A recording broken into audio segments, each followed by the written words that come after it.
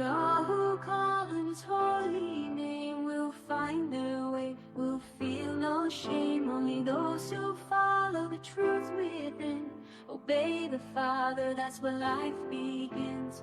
All the loud voices, they lead astray, but Jesus is the truth, the only way.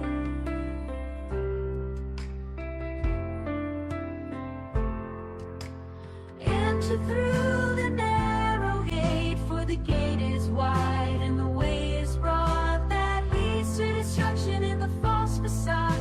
Many walk that path and don't see the sign, but the gate is small and the way is divine. The road to life, oh, so few will find. In the light of love, leave the darkness behind.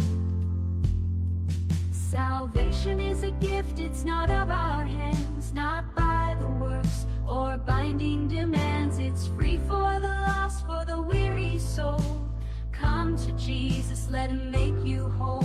If you thirst and hunger, just kneel down and pray. He's waiting there, don't let it slip away.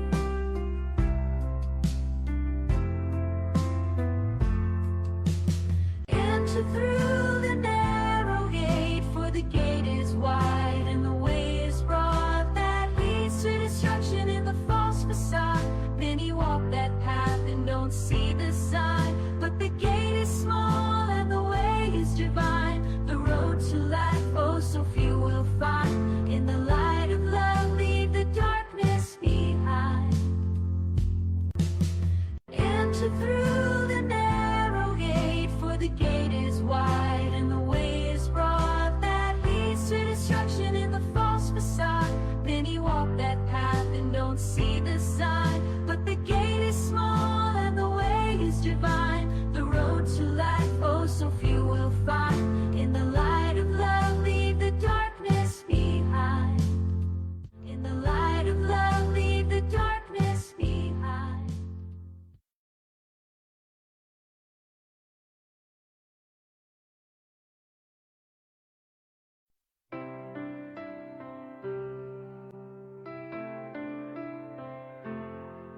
Not all who call on His holy name will find their way, will feel no shame. Only those who follow the truth will.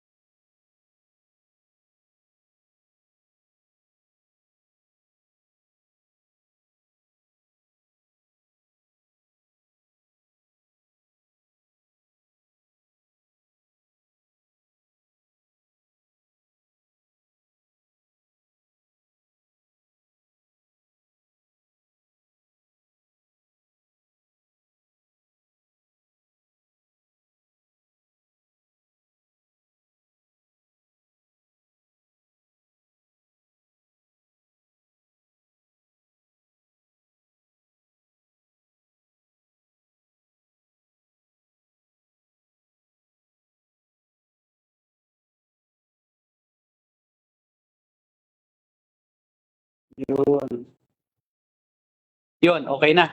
Ibig sabihin ay iba yung ating ginagamit kanina na speaker. Yan, okay na. Sige. Okay. Yan. Okay, so ang tinatalakay natin ngayong gabi ay tungkol sa anthropology or study about humans. At yung isang ang maling pananaw ay yung tao, di umano, ay extraterrestrial or tayo ay galing sa ibang planeta.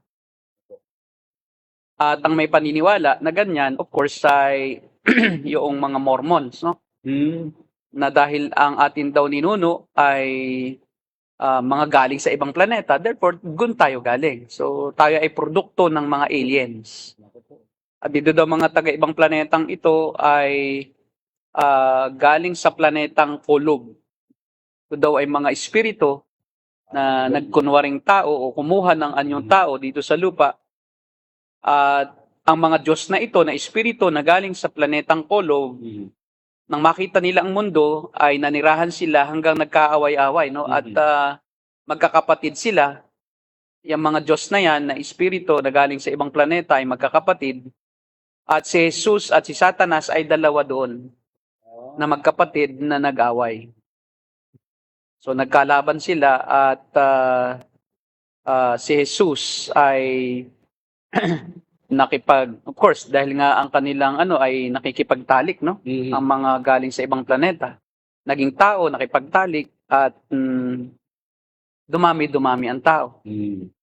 Kaya pala po dumami yung tao. Ayun sa kanilang paniniwala. Yun ang kanilang paniniwala. Mayroon namang naniniwala na ang mga tao ay nalahian naman ng mga anghel. At yun ay nasa Genesis chapter 6, no? Na di umano ay nakita nitong mga anak ng Diyos at ang kanilang interpretasyon, yung mga anak ng Diyos doon ay mga anghel ng Diyos. Nakita daw ng mga anghel ng Diyos yung mga tao na kabilang sa lahi ng yung mga anak na babae ng tao, no, kabilang sa lahing tao, at makipag-asawahan sila. Therefore, ang offsprings nila, tayo ay may lahing anghel. Tayo yun di ba? At mayroon naman na naniniwala na ang mga tao ay galing naman sa pakikipagtalik ng ahas kay Eva. So may lahing ahas, kaya mayroong doktrina na serpent seed doctrine, no? Ganun ang paniniwala po ni Kibuloy. Si Kibuloy. Hindi naman. Si Kibuloy ay hindi modified siya Ang serpent seed niya ay kasalanan. So naitanim sa tao ng ahas. Pero hindi malinaw sa kanya kung yung ahas ay nakipagtalik kay Eva. Pero may mga pananaw, no, na si Eva at saka ang ahas ay nagtalik at dahil doon nagkaanak at tayo yung mga makasalanan at yun ang serpent seed. Yung kay Kibuloy ay combination noon at saka ng creationism, no, na nilikha naman daw ng Diyos ang tao ay nataniman lang at yun yung disobedience na naitanim sa tao, yun yung serpent seed. Kasi sinuri ko ng maayos yung katuruan ni Soriano, ni Kibuloy, at wala naman akong nakita na mismong katulad nung serpent seed na doctrine na tayo ay anak ng demonyo kay Eva. So, ibig sabihin, may lahing anghel at tao ang tao. Kasi kung nakipagtalik pala ang anghel sa tao, at yun ang produkto nila, yun ang ating ninuno, sa makatuwid, tayo ay may lahing espiritu. Dahil ang anghel ay espiritu.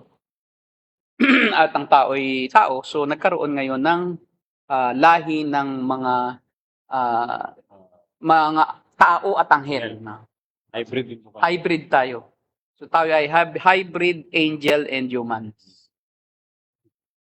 Mayroon namang doktrina na ang tao ay bunga ng evolusyon. Okay? Opo. At ang tao ay galing sa Merkrobyo.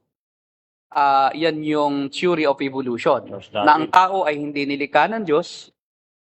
At iba't ibang theory ang lumabas. At isa sa mga pinakapopular ay yung deep sea vent. Yan ay sa science, no? Na nung una daw ay walang tao at wala ding mga living cells or organism sa mundo. Pero dahil daw sa init, no, doon sa mga bulkan sa ilalim ng dagat at yung yelo naman sa ibabaw, kumbaga ito ay kombinasyon ng init at saka malamig na tubig at kidlat. Wow. So itong tatlong ito ang naging daan upang nagkaroon ng buhay ang isang single-celled organism. Yan yun, isang cell, pero single cell. At nagkaroon ng buhay hanggang sa itong single-celled organism na ito ay nag-mutate at naging Dumami. multi-celled organism. Kaya, Dumami ang cells, yun. At yan ang isa sa pinaka-popular, no, na view sa science. evolution. At iyon ang daan kung paanong yung single-celled organism na produkto noong bulkan, noong mainit, no, na bulkan sa ilalim na pumaibabaw sa malamig na tubig at eksaktong nagkombinasyon yung tatlo, yung kidlat, no, sa ibabaw ng dagat, yun ang naging daan upang nagkaroon daw di umano ng buhay.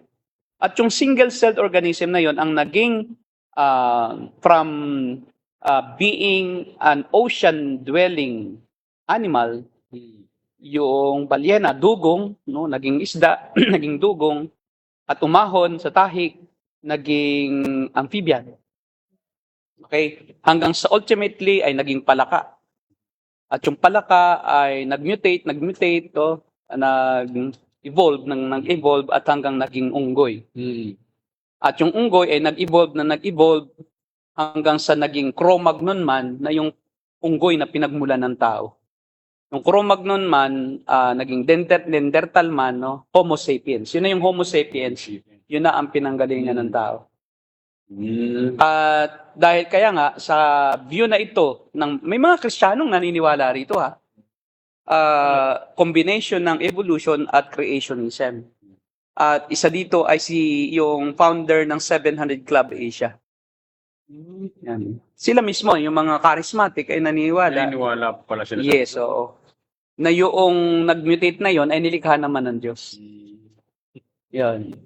At hanggang sa naging unggoy, hanggang naging tao. Therefore, ang tawag doon ay Christian evolutionist. Yung mga Kristiyano, pero evolutionist ang view. At itong unggoy na ito, naging tao, at nang maging tao ay, kumbaga, tumalino ang tao hanggang sa tayo na ngayon. Kasi nung una, yung mga tao ay hindi marunong. Kumbaga, kapos sila sa karunungan. At hindi nga sila, no, sabi ng mga scientist ay yung mga unang tao, kumakain ng raw ng mga materials.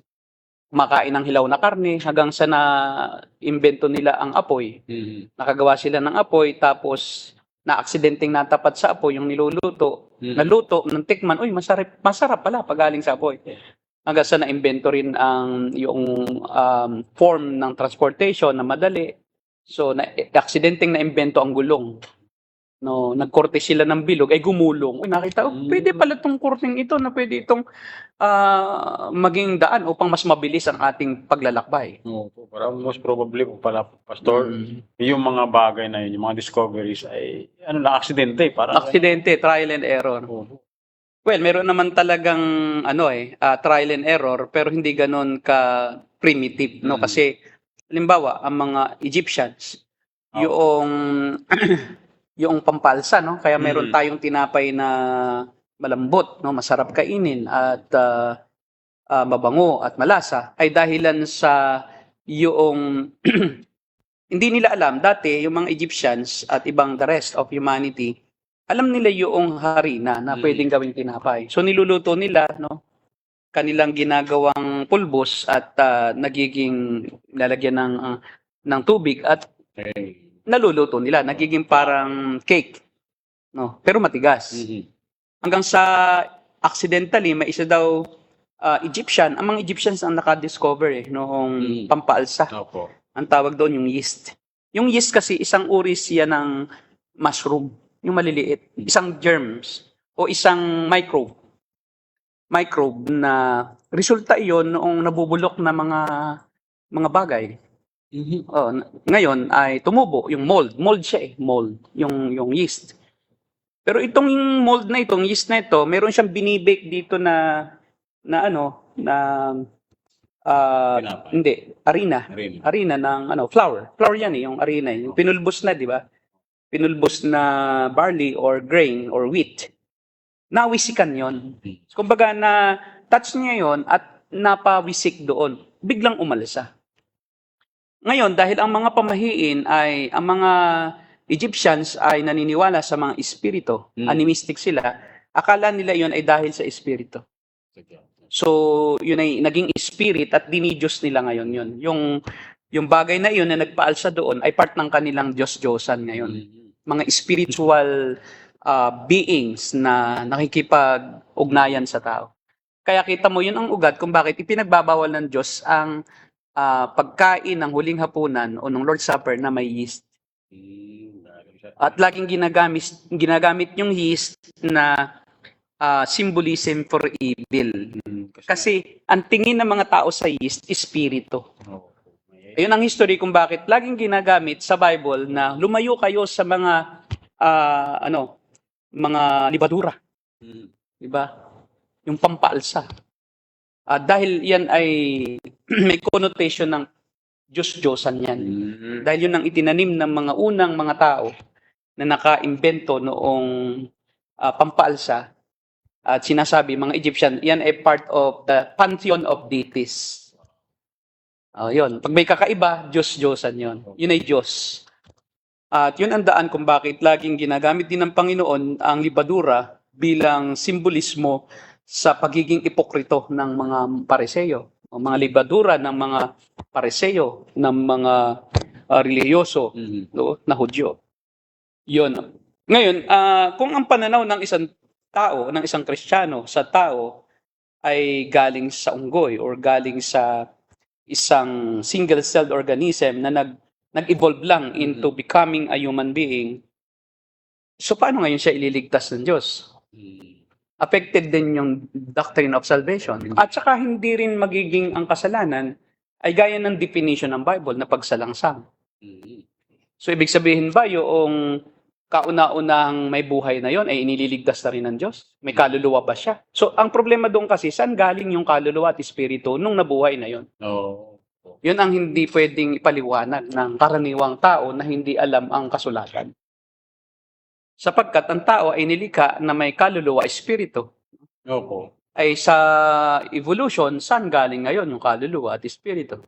Kasi mula sa hayop, sa single cell bacteria, paano siya? So, lahat ng mabuhay may kaluluwa. O kung may kaluluwa ang hayop, wala naman silang espiritu, ang tao ngayon, paano naging tao na may espiritu na hindi lang ang mag-i-evolve dito ay yung physical, kundi pati spiritual. Kasi kung ang tao ay galing din sa hayop, di wala siyang espiritu dati. Kasi ang hayop sa Biblia, wala silang espiritu. Pero may kaluluwa sila. Dahil yung espiritu, hininga ng Diyos yun. Yun ang resulta ng paghinga ng Diyos sa tao kay Adan at Eva. Kay Adan mismo, no? Particularly, noong si Adan ay nilikha, hiningahan siya sa ilong, at nagkaroon siya ng kaluluwang may buhay. So, paano ngayon? Saan mo isisingit yung creation doon? Yung pagbibigay ng Diyos ng buhay sa tao kung ang iyong theory ay, ang iyong pinaniniwalaan ay theory of evolution ng mga atheists. Pero yun nga, may Christian evolutionist. So, mahirap i-combine. Mayroon pong mga Christian evolutionist mga pastor. Yes, oo. Komplikado, inconsistent po pala sa Bible. Kaya nga po, it will be inconsistent sa doctrine ng salvation din. Kasi kung wala naman palang kaluluwa, kailan nag-umpisa ang pagliligtas ng tao sa pamamagitan ng biyaya ng Diyos? O paano naging retroactive yung hindi naman magiging retroactive dahil wala namang ililigtas So yung pagiging retroactive ng kamatayan ni Jesus doon lang sa punto na naging espiritu na rin at kaluluwa ang tao. At meron na siyang sangkap na yon. So hindi maliligtas yung tao rin yun. Kumbaga tao rin pala sila, nag-evolve lang din Yun ang kaya nga yung theory of evolution ay parang Disneyland Di ba? Yung parang fairy tale. Kumbaga, mabilis na lang sa ating isip, pero kung dadaanin mo sa process, yung fairy tale lang, mabilis. Pero yung evolution, mabagal. Kasi yung fairy tale, hinagkan ng prinsesa yung yung palaka naging prinsipe. O sa katotohanan, yun din naman ang katuruan ng mga evolutionist, fairy tale, kaya lang mabagal. Pero yung fairy tale, mabilis yung pag-evolve. Kasi yung sa ano po, million years Sa evolution. Oo. 4 billion years na daw ang mundo. So, dahil sa tagal na yon ay posible daw, di umano, yung pagbabagong anyo, no? Yun yung evolution, pagbabagong anyo at pagdadagdag ng istruktura doon sa DNA ng isang single-celled organism. Parang tawag po nila dyan, Pastor, ay natural selection. Yes, natural selection. Nag-a-adapt ng tao. Yes, oo. Ang problema ay yung palang DNA mismo Yun. ay nakasulat na roon, naka-encode na roon kung ano ang magiging ano siya. Yun. So, ibig sabihin, paano nagkaroon ng tao kung ang DNA ay naka-encode na agad?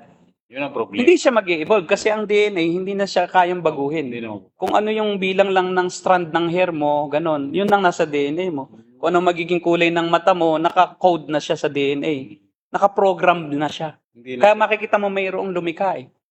Kaya yung, alam mo, itong ating mga nalilika noon, ngayon, mga electronic devices, cellphones, mga processors, memory, ay makikita mo na talagang nalikha ito dahil nakita rin ng tao na may program din ang tao eh. May DNA, may ganyan. So, tinutuklas lang ng tao kung paano maduduplicate yung nilikha na rin ng Diyos eh. Oo nga, no? So kaya walang bago sa imbensyon ng tao. Ang tao ay nakakalikha lang ng mga bagay-bagay na mga makabagong mga kagamitan dahil na-observe din lang niya eh. Tama. Oh, di ba? Halimbawa, yung bulldozer, extension iyan ng arm, yung loader. So extension iyon ng kamay. So naisip nila, ano kaya lumikha tayo ng makina na kagaya ng kamay? So dahil sa pag-observe nila sa nilikha ng Diyos, Oo nga, no? na-invento rin lang nila yon. Halimbawa, yung helicopter, Dragonfly, ang naging daan upang maimbento yon. So, sila Galileo, nagde-design sila. Nakikita nila sa nature eh. Ano kaya nakakalipad itong Dragonfly? So, naging model siya for helicopter. Tapos yung eroplano, paano nakakalipad ng mga ibon? So, oo nga, nagpa-flap pala sila at yung pag ganito sila, taas. Pag gumanan sila, pababa. Kasi yung hangin nga naman, tatama doon sa pakpak na nakaganon sa itaas. Ang tendency bababa. So, at yun naman kanilang buntot, yun ang nagsisilbing timon. Kung saan sila liliko. Sa nakita nila, oo nga, no?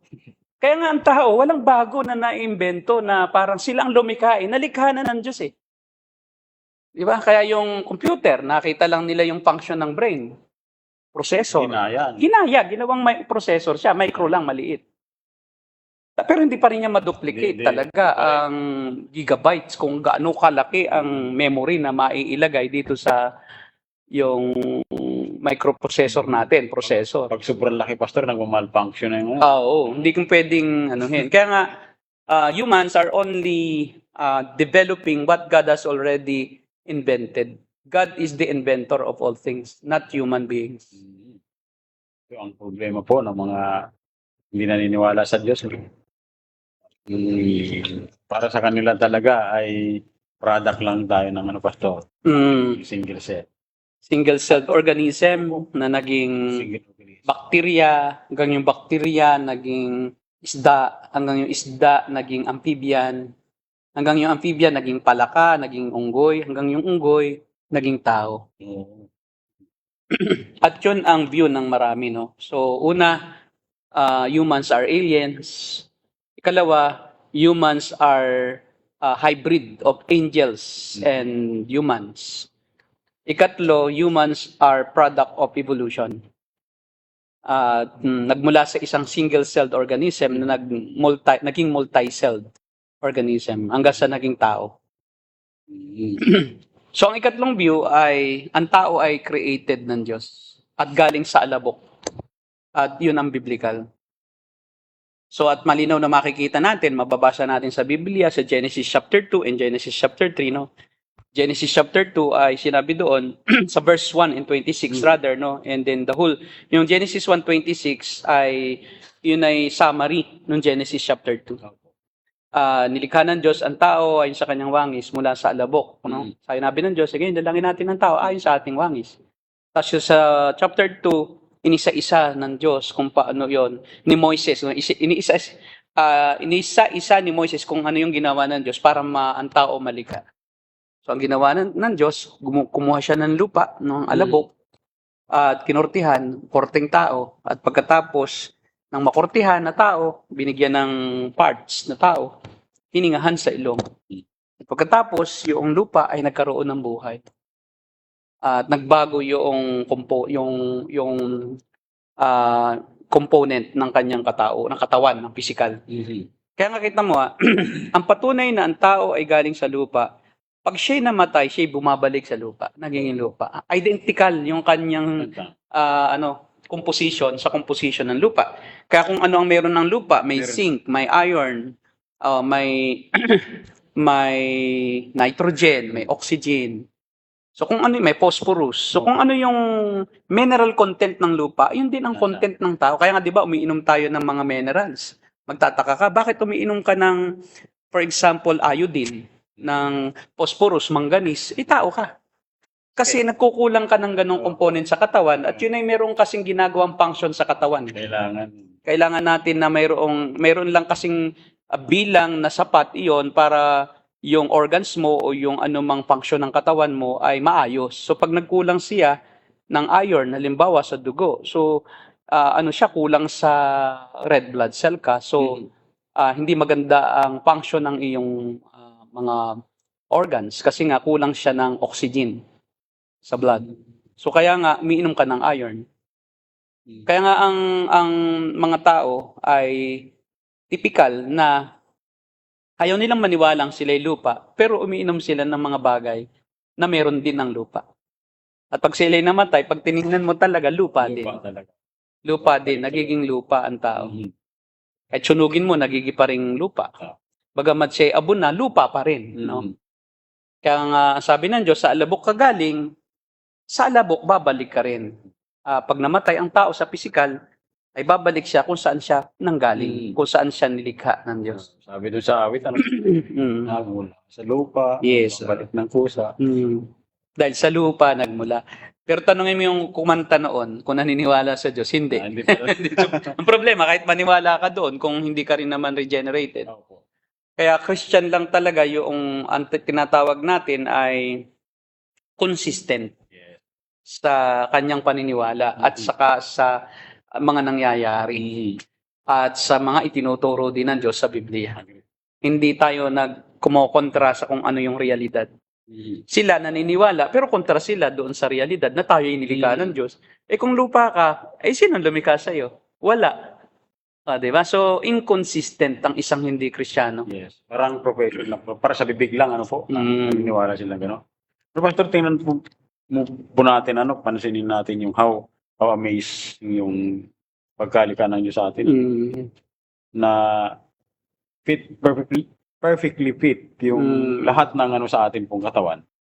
Pastor, di ba amazed talaga siya na yung lahat ng mineral sa lupa na pinagsama-sama sa atin, perfectly talaga na combination. Yes. Perfect ang combination ng count ng mga minerals sa katawan at mga vitamins na kailangan natin. Yung vitamins naman ay yun ang pinanggagalingan ng ating mga pansustansya. Pero yung minerals, yun yung component mo na pagka nga nabawasan din, yung bilang kailangan mo ring punan. Pero yung vitamins, ito yung nagpapalakas naman sa katawan. Yung mga vitamin A, ito yung supplements. Kasi sapat naman talagang minerals sa ating katawan upang tayo makapag-function properly. Kaya nga lang, dahil sa iba't ibang uri ng lifestyle ng tao, yung iba ay sobra na mabisyo, no? Yeah. So, nawawala o nababawasan yung mga minerals sa katawan. Napa-flush out So, mahilig sa mga yung sitsirya na maraming chemicals. May hindi naman masyadong ang betsin, sodium glutamate, safe naman siya. Huwag lang masyadong marami. Pero yung halimbawa, yung alat, sobrang tamis. 'Di ba? Sobra kasi siya So, nasosobrahan siya. Naapektuhan yung kanyang katawan. Dahil yung function na yon dapat ay dependent kasi yung good functioning of the organs. It is dependent on the number of minerals na contained sa organ na yan. 'Di ba? Na nagtutulak sa organ na yan upang mag-function properly gaya sa blood, yung iron. So, iyon yung dahilan kung bakit ang ating blood ay maganda, maganda ang lapot. Mhm. Maganda ang texture, no? Para siya maayos ang pagdaloy sa ating mga ugat. Uy. Pastor, makatuko po kayo. Ano, Okay. kung kayo po ay may mga katanungan, ay mag-comment lang po kayo at amin pong entertain mamaya sa question and answer portion mamaya pa sa ulit. So, tanong po kayo. Hindi ba, Pastor? Ito naman, ang problema na naman sa mga Christians, although naniniwala ang lahat ng Kristiyano ay nilikha ayon sa wangis ng Diyos, may mga Kristiyanong mali naman ang interpretation dun sa word na wangis ng Diyos. Yun nga po. Kala nila parang Diyos na. Yes, oo. Ang isa sa mga maling interpretasyon doon sa Genesis 1:26 na ngayon lalangin natin ang tao ayon sa ating wangis, ayon sa ating larawan, ay yun daw wangis yun na iyon at larawan ay sa pisikal at sa mga spiritual na katangian at sa kapangyarihan, no? Sa kanyang essential attributes ng Diyos. Na kung ang Diyos daw, dahil nga tayo ay nilikha na parang Diyos, no? So ibig sabihin, mayroon din tayong kapangyarihang gaya ng Diyos. Yun ang akala nila na pagka daw kanilang ginamit yung kapangyarihang ito, ay nakakalikha rin ang tao. Kung paano daw ang Diyos ay lumilikha ng dahilan sa salita lang. So ang tao rin, dahil siya ay Diyos din, kaya lang mas maliit ang power, pero siya ay parang Diyos din. Kaya ang tawag nila ay little God doctrine. No? Iyon ay dahil sa maling pangunawa doon sa salitang wangis. No? Sa Hebrew ay demut. Opo. Yun namang larawan ay chelem. So akala nila ay yun ay literal. Nililiteral nila yon. Na tayo literal din na Diyos. Yung kung ano ang mukha ng Diyos, yun din ang mukha natin. Kaya nga may mga Kristiyano na ang paniniwala sila daw mismo kamukha ni Kristo Kaya magtatanong siya, nakita mo na ba ang Diyos? Pag sinabi mong hindi, kaharap mo na ako, hindi po ako nakikita. Diyos nga tayo. So, nagkaroon ng ganoong napakamaling doktrina at nagiging blasphemy. Yes. Kasi ang sabi ng Diyos, huwag kayong magkaroon ng ibang Diyos maliban sa akin. Ay, yun yung Diyos na yung sarili. Kung sinasabi mong Diyos ka rin, di yung sinasalungat at talagang sukdulan at tahasang sinusuway yung kanyang unang utos. Na huwag kayong magkaroon ng ibang Diyos maliban sa akin. That is, ang tawag dyan is idolatry. Dahil ang tao ay hindi maliit na Diyos. Siya ay talagang tao lang. Ngayon, kaya nga wangis, ang sabi nila, ang Diyos ay kayang lumikha. Kaya tayo din ay basta tayo daw ay magsalita ng faith-filled words, mangyayari din daw iyon. Kaya doon nanggaling naman sa little God doctrine na yan, yung doktrina ng tinatawag natin na claim it and name it. You can claim it, you can name it because you are God, little God, you name it. And then because you are a little God, you can claim it because you have power to make things real and true. How about yung mga nag-declare po, Pastor? Yan nga, yung declare and tawag doon. They are declaring whatever they want to happen. Like, I declare that you will be wealthy. I declare that you will be healthy. Yon, declaration of faith. Diba? As long as you have enough faith, you can declare that those things will happen. Like, yun nga, kung may gusto kang sasakyan, you declare mo na. Sa pangalan ni Jesus, in Jesus' name, I declare that this car will be mine. Ay dumating yung may-ari. Ano ka? Akin to Ba't mo i-declare yan? Di ba? At yun na nga, doon na nanggaling yung prosperity, health and wealth gospel. Pero hindi alam ng mga naniniwala sa health and wealth gospel na ang ugat pala ng kanilang katuruan ay yung little God doctrine. Pero ang pinanggalingan niya yan ay si Phineas P. Quimby. Isa siyang mesmerist. Isang Hindi talaga Kristiyano. quack doctor. Phineas P. Quimby. Yan ang kaunahang na pinanggalingan ng ganyang mga katuruan. Ang problema ay may isang evangelical na babae na si Amy McPherson. Nagpagamot sa kanya kasi hindi na siya gumagaling Amy Simple McPherson, isang evangelical. At siya po'y pupunta kay Phineas P. Quimby, nagpagamot at gumaling. At doon galing yung Christian Science. Christian Science. Yung science niya ay yung pseudoscience ni Phineas Quimby. Pinag-combine niya sa Christian teachings. Hey, yun yung ano, ngayon, ang adherents niyan ay sila, Oprah Winfrey, di ba? Oo, tapos yan ang may mga New Age New movement Age. na yan. Yan. So, ang Christian Science ay si Mary Baker Eddy pala rather. So, si Mary Baker Eddy, yun ang nagpagamot kay Phineas P. Quimby. Si Amy McPherson ay siya ang founder ng Alliance. Amy Semple McPherson. Si Mary Baker Eddy, yon. Siya ay nagpagaling, no, kumonsulta, no, sa isang albularyo at sinabi niyang ang kanyang katuruan, no, matindi, no, ang katuruan niya tungkol sa tao ay ganito, no. The mind, body, and spirit of a human being, no, is connected with God because he came from God. At ang sabi niya ay ang Diyos ay Father and Mother of all. Yan. And is completely good and wholly spiritual. Kaya nga, all God's creation, including the true nature of every person, is the flawless spiritual likeness of the divine. Wow. Galing iyon doon sa Little God Doctrine. Yan isa sa mga, kumbaga, nagpaunlad ng doktrina ng Little God. Kaya nga, since God's creation is good, evil such as disease, death, and sin cannot be part of fundamental reality. Okay? Kaya nga, prayer is a central way to come closer to God and heal human ills. Man is, ang turo ng Biblia, no, that man is born in sin, which he inherited from Adam, is not according to scriptures, ang sabi ni Mary Baker Eddy. Kaya nga, ang teaching niya ay ang tao ay pinagaling ng Panginoong Jesucristo sa sakit at sa kahirapan. Doon na nag-ugat uli yung prosperity gospel. Yun ang problema. Grabe, no? Yung mga maling paniniwala ay kapag po nag-spread na, disseminate na, ay marami talagang naliligaw po, Pastor. Yes, kaya nga sa totoo lang, no, si Phineas Quimby naman, no, yun nga, self-proclaimed healer, mesmerist, hypnotist.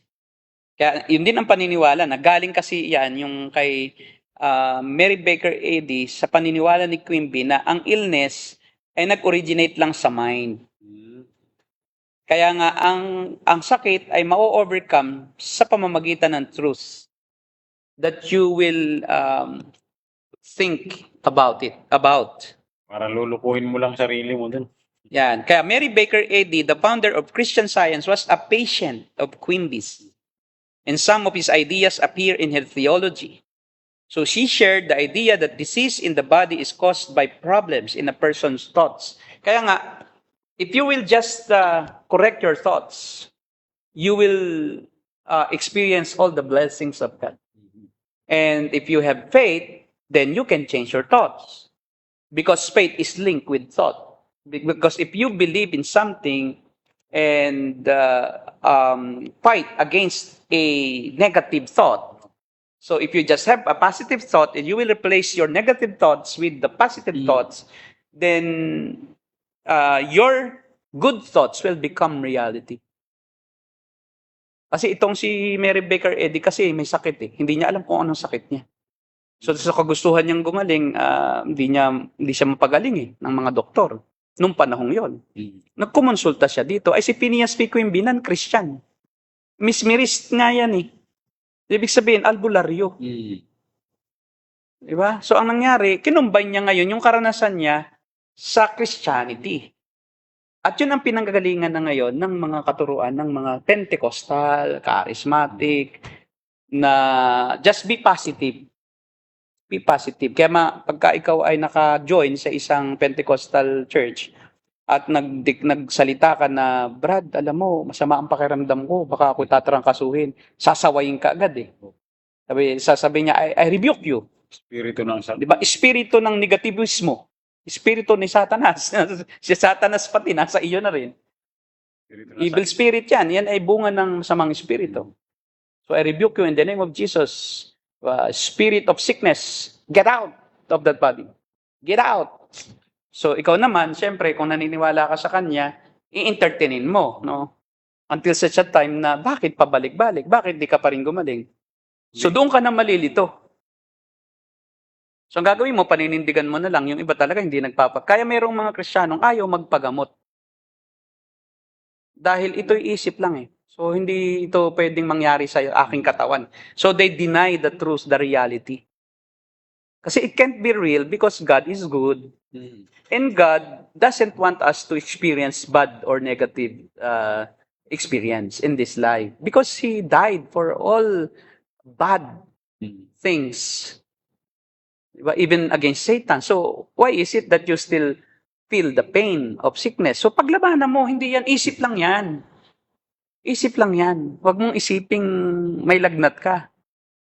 Diba? Labanan mo ng isip mo. At yun yung tinatawag nilang faith, in faith. You believe in your faith, that your faith can heal you. Rather than faith in God, your faith is now in your faith, that you can achieve something based on your own ability to change your mind So, yun pala po. and think something positive. Maling katuruan talaga, Pastor, sa tungkol sa... Kaya ang katuroan nila ay, the true human selfhood is divine. So God, humans are God. Doon galing yun sa Genesis 1:26, that we're created in the image of God. So therefore, humans are God. And what God can do, humans can do. Grabe. Only in small proportion. But still, Kindo. He can do something that is beyond imagination, beyond your imagination.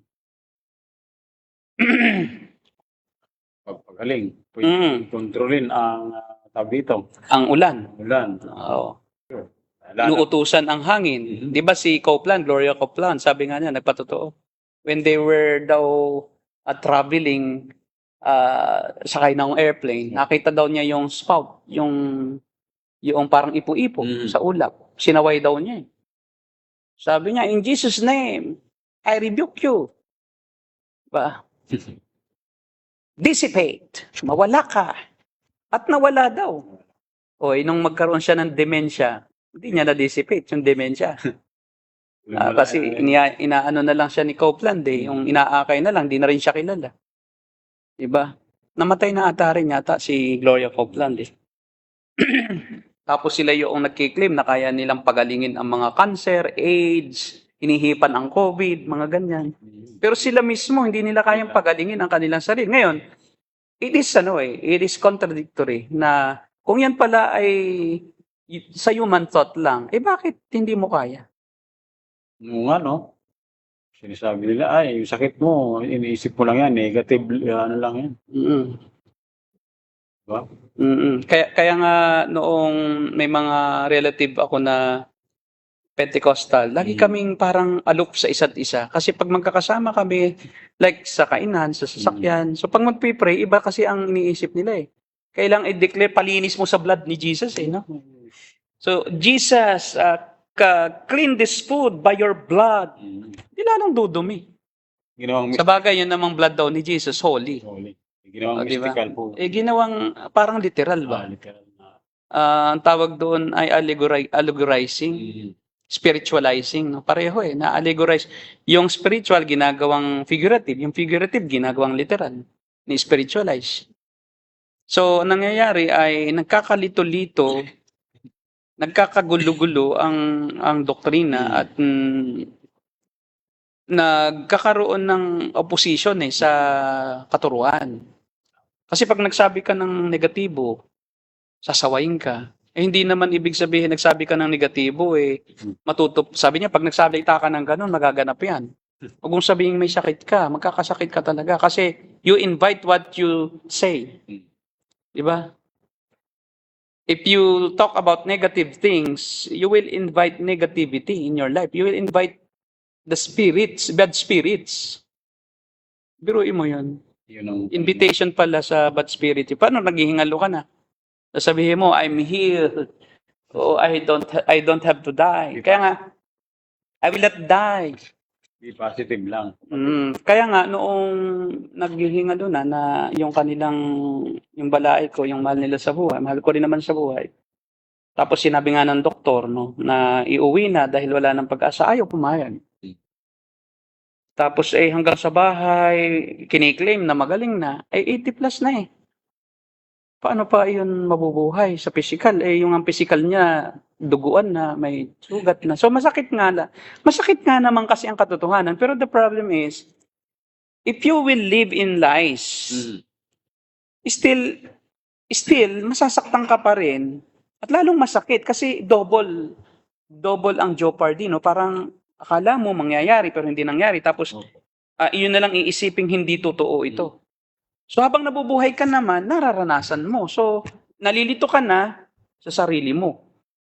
At wala kang kapayapaan dahil yung mga inaasahan mo na magaganap na ang katuruan ay namatay si Jesus para pawiin iyon, magiging tanong mo, bakit si Jesus hindi niya kayang gawin ito? So, ibig sabihin, magdududa ka ngayon kay Jesus.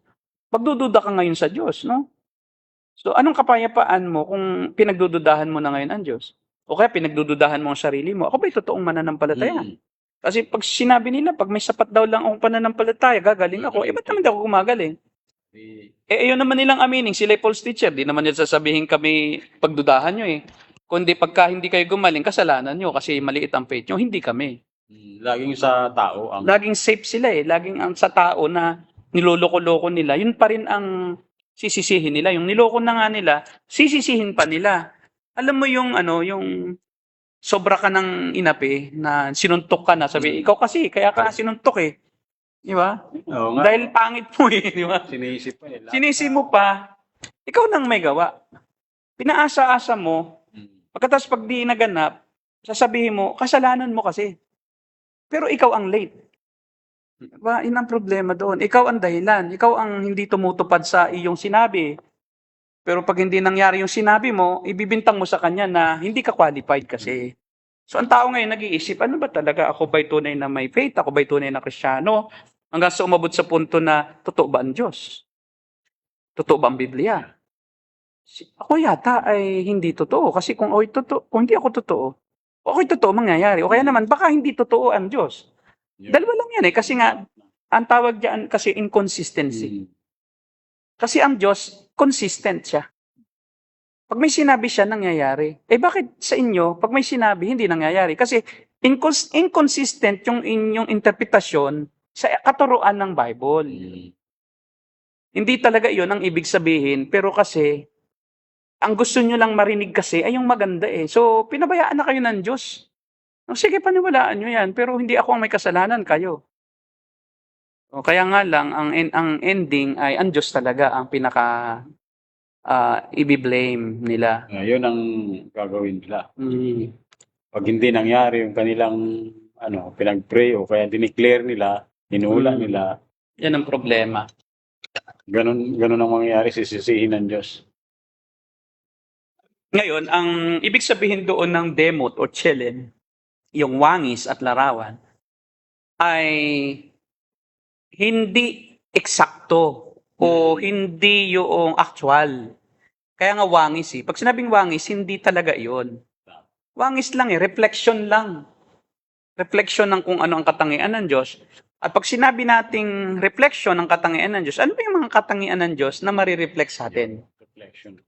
Na may wangis tayo ng Diyos talaga na hindi imbento. Halimbawa, makikita mo naman talaga sa Genesis 1:26 sa 27. Ang sabi doon, ikaw ang mamamahala sa lahat ng mga hayop, sa lahat ng mga halaman, sa lahat ng aking nilalang. At ang tawag diyan ay yung vice regency o yung authority to rule the earth and all animals and all other creations. Kita mo, kaya nga tayo ang Diyos kasi siya ang nag-ruler, di ba? Siya yung chief ruler. Siya yung pinaka king. Ikaw naman, pinahiram sa'yo yung kanyang karapatan at kapangyarihang mamahala. Pero hindi kagaya nung kanya na Yes. siya talaga kaya niyang utusan yung mga hayop pumunta sa daong ni Noe. Kaya nga si Noe, ang tanong sa akin ng isang kapwa ko professor na nagtuturo na pero wala pang alam. Ang sabi niya ay, Brad, ang hirap namang isipin. Paano naipon ni Noe lahat ng uri ng hayop papunta sa arko? Di ba ang laki ng mundo? Sabi ko sa kanya, basahin mo, simple. And all animals came to Noah. Hindi naman sinabing Noah Hinanap. found o Noah went to all parts of the world and Hinanap. chose 2 by 2 of the animal. Hindi. Ang sabi doon, when it was about to rain, the animals Pumunta. came to Noah. Mm. Ang ginawa lang ni Noah, sabi ng Diyos, papasukin mo sila pag pumunta na. Kasi ang liberal ayaw maniwala sa himala kung ano yung nakasulat sa salita ng Diyos, paniwalaan mo. Huwag mo nang i-interpret sa sarili mo. Yun ang mahirap Yung literal na Oo, nandun na nga hindi literal ayaw pa rin paniwalaan. At yun namang hindi literal, gagawin namang literal. Ayun ang mahirap po pag mga nag-ICGCs, Pastor. O, exegesis ay ang dali lang namang unawain ang Biblia kung tama, kung exit mo ang meaning palalabasin mo yung meaning doon. Ang ginagawa kasi, nilalagyan ng meaning. Yes.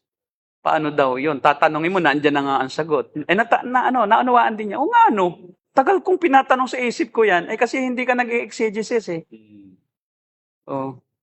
Puro ka kasi liberal lang yung binabasa. Yung mga atheist, yun ang kanyang mga libro. Ang mga author ng libro niya, mga atheist. Agnostic.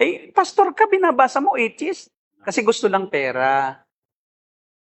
Yung attract, yung you will attract what you think, you will attract. Diba? So kung ang maganda ang iniisip mo, maa-attract mo yun. Kung pera, maa-attract mo. Parang naging, ang goal niya yata, maging motivational speaker, no? Ay, yun na nga ang gusto niya Yun na nga siya ngayon Hindi lang goal. Natupad na. Talagang siya ini-invite sa mga business, sa mga events. So, ang turing sa kanya, motivational speaker. Yun, natupad pa lang. Natupad na. Hindi na kailangan tuparin. Walang mananagot siya sa Panginoon. Ayun lang ang problema.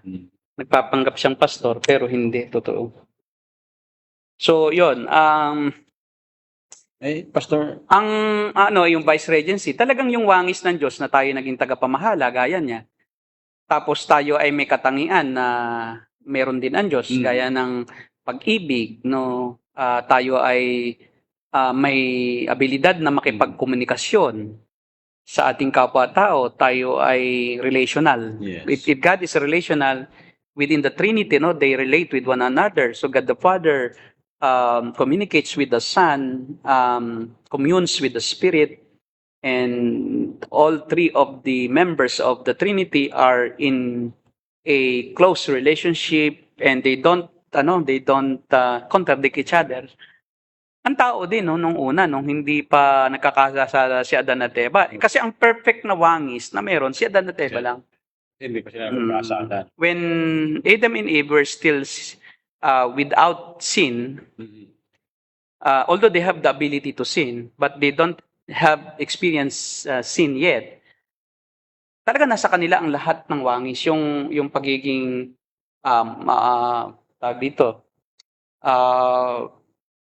just. Sila'y makatarungan sa isa't isa. Sila'y puno ng pag-ibig sa bawat isa. Hindi sila namumuhi pa sa isa't isa kasi wala pang sin O di sila nahihiya. They have without shame. Opo. Lahat ng mga katangian ng Diyos ay talagang perpektong nakila Adan at Eva. Pero minus yung power. Kasi hindi naman natin mababasa sa Bible na si Adan lumikha rin, na si Adan ay may faith din na gumawa na mula sa wala, no? Yung po, Pastor, yung mga narinig ko na yung sa Dominion Theology. Ay, galing kasi yun doon sa Little God Doctrine. Yes. Naniniwala po sila na pwedeng lumikha ang tao. Yung mga super apostles ngayon, mga charismatic, kasi nga, ang sabi nila, ang katuruan kasi ng mga charismatic, no, nang daw magkasala si Adan at Eva, ibinigay niya yung kanyang power daw na yon, na kung ano daw yung kaya niyang gawin nung una, yung kaya na daw lumipad, kaya daw niyang pumunta sa buwan. Sabi nga ni Jesse Duplantis, yun daw kabayo, yun daw ay parang wax lang ng likhain ng Diyos. Si Adan daw ang humihinga doon. Pag hininghan daw ni Adan, bigla daw, mabubuhay. Parang co-creator na. Oo, co-creator. Kasi nga siya din daw ay Diyos din eh. So, binigyan siya ng kakayahan na lumikha din. Kaya nga daw si Adan, sabi naman ni Benihin, ay nakakalangoy daw sa dagat. Hindi daw siya, nalulunod kahit gaano katagal. Kasi daw, May hasang yan. oo, may hasang daw yun. Shokoy din pala si Adan. Tapos si Adan din daw, si Superman din, nakakalipad daw siya. Kung gusto daw niyang pamahalaan ng ibon, ay kanya daw, inasamahan ng mga ibon, tinuturuan kung saan pupunta. So, may narinig po ako yan, Pastor. Kasi nga, powerful din eh. Oh. Hindi lang ganyan eksakto, pero ganyan din. May kakayahan siya kahit sa ilalim ng lupa. Parang uod din. Oo, may kakayahan na niya. Bulate, sa lupa din. So, nagiging bulate din. Nagkrobyo. Pero parang hindi po ako papayag na gano'n ang ninuno ko.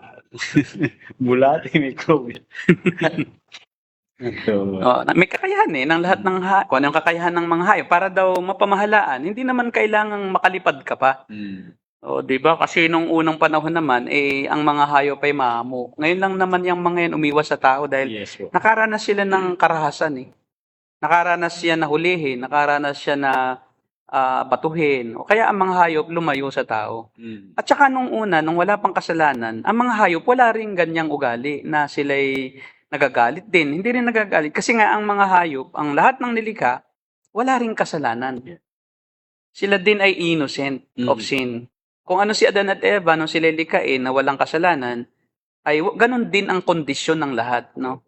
Kaya nga wala pang damo na masamang damo Wala pang mga damo na umiinis sa kapwa damo. No, wala pang hayop na nagkakainan nung panahon yun. Puro lahat ay ang kinakain lang nila ay halaman. Wala pang carnivorous po. Walang carnivorous, puro herbivorous. Si Adan din herbivorous, prutas lang din. Prutas kaya nga sabi dun, lahat ng bunga Bunga lang ng mga halaman, hindi siya pinapakain ng hayop. Opo. Kasi ang hayop, kumain lang ang tao ng hayop after the flood. Pinayagan na ng Diyos sina Noe, saka sila Shem, Ham at Japhet. Now, sige, pwede na kayong magpatay ng hayop at lutuin kasi nga, dahil nga sa baha, nangamatay ang lahat ng halaman, ang mga prutas, matagal pa bago magbunga, at saka yung pagbubunga ay seasonal na kasi nga nabuksan na yung protective layer, yung tubig na nagsilbing protective layer para magbunga ng kahit anong buwan, bumubunga. So ngayon, after the flood, nagkaroon na ng season. Kasi kung ano lang yung magandang panahon ay naakma doon sa pagbunga, doon na lang sila nagbubunga. Minsan, kadalasan nga ay once a year na lang. Sa ibang lugar naman, twice a year. Pero hindi na siya yung all year round. Kasi nung bago pa lang nilikha, si Adan at Eva, wala pa kasalanan, all year round, lahat ng halaman, namumunga siya kahit hindi panahon. Kasi ang paraiso at ang mundo nung panahon nila Adan at Eva ay balot pa ng protective layer ng tubig na galing sa mundo. Na ibinukod ng Diyos yung tubig, kalahati ng tubig sa mundo na nakabalot sa mundo, dinala sa itaas, yun ang naging kulandong. Yung naging kulandong o covering ng earth laban sa rays ng sun. Kaya nga talagang green ang buong mundo noon at walang ulan. Dahil ang nagdidiligay ang Diyos mismo, nagpapalabas siya ng mist na dumidilig sa buong kalupaan. At wala pa ring baha. Kaya nga ang mga tao nung palikhain ng Diyos o pagawin ng Diyos sinuwi ng baha, ay ayaw maniwala ng daong, ayaw nilang maniwala na may baha kasi di nila alam yun. Hindi naman sila kumakain ng isda kasi hindi naman sila carnivorous nung panahon yun herbivorous lahat Tapos hindi pa rin umuulan. Paano ka, hindi nila ma-explain, anong ginagawa mo? Sabi ba, baha? Anong baha? Hindi rin nila alam, di ba? Hindi alam yung baha. Pero syempre, pag sa lingwahe nila, pag sinabing baha, lulubog ang mundo sa tubig. Yun ang noon. Translation, ano lulubog? Wala namang ulan. Wala namang tubig na saan manggagaling? Di ba? Akala nila papupukalin po ng Diyos yung isa rin iyon sa naging dahilan para bumaha. Bukod doon, pinabukal at sabi doon, binuksan ang bintana ng kalangitan at yun yung kulandong.